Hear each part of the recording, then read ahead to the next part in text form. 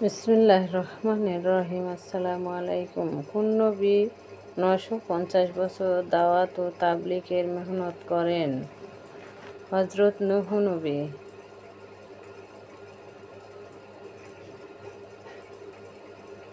প্রশ্ন, কোন কোন নবীর বিবি কাফের হয়ে রইলেন? হযরত নূহ এর বিবি এবং লূত রাদিয়াল্লাহু আনহা এর বিবি। প্রশ্ন, কোন ব্যক্তি মৃত্যুর পরে 22 বছর লাঠিতে ভর দিয়ে দাঁড়িয়েছিলেন? হযরত সুলাইমান। আল আকসা মসজিদ তৈরির সময় কোন ব্যক্তি মৃত্যুর পরেও 22 বছর লাঠিতে ভর দিয়ে দাঁড়িয়েছিলেন? উত্তর, হযরত সুলাইমান রাদিয়াল্লাহু আনহু আল আকসা মসজিদ তৈরির সময়। প্রশ্ন, কোন ব্যক্তি মৃত মানুষকে জীবিত করতে পারতেন? হযরত ঈসা রুহুল্লাহ। কিভাবে 1 রাকাত নামাজ পড়িলে 140 রাকাত নামাজের সওয়াব পাওয়া যায়?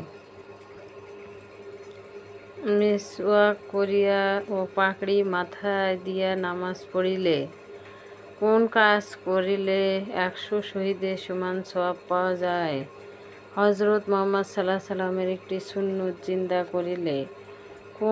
কোন জিনিস ছাড়া বেহেশতে প্রবেশ করতে পারিবে না? বেহেশতের চাবি নামাজ। কোন কাজ করিলে করবে ভীষণ আযাব হয়? কোন কাজ করিলে কবরে ভীষণ আযাব হয়? প্রস্রাব পায়খানার পর ঢিলা কুলুপ নাতা ব্যবহার না করিলে। প্রস্রাব পায়খানার পর ঢিলা কুলুপ নাতা ব্যবহার না করিলে। কোন ছেলে তার পিতাকে জোর করিয়া দুজকে নিয়ে যাইবে, যে পিতা তার সন্তানকে দ্বীন ইসলাম শিক্ষা দেয় না? কোন জিনিস হেফাজত করিলে হুজুর মুহাম্মদ সাল্লাল্লাহু আলাইহি ওয়াসাল্লাম বেহেশতের পাগড়ি পাবেন? জবাব ও নজর হেফাজত করিলে। কোন কালেমা ছাড়া বেহেশতে প্রবেশ করতে পারিবে না? কোন কালেমা? লা ইলাহা ইল্লাল্লাহু মুহাম্মাদুর রাসূলুল্লাহ। নামাজের কোন সূরাটি না পড়িলে নামাজ হয় না? প্রত্যেক রাকাতের পর সূরা ফাতিহা না পড়িলে।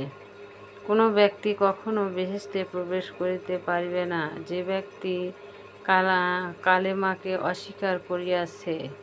কোন মাসে একটি ফরজ আদায় করিলে 70টি ফরজ আদায় করার সওয়াব পাওয়া যায়? রমজান মাসে। কোন রাত্রিতে ইবাদত করিলে 1000 রাত্রি ইবাদত সওয়াব? শবে কদরের রাত্রে।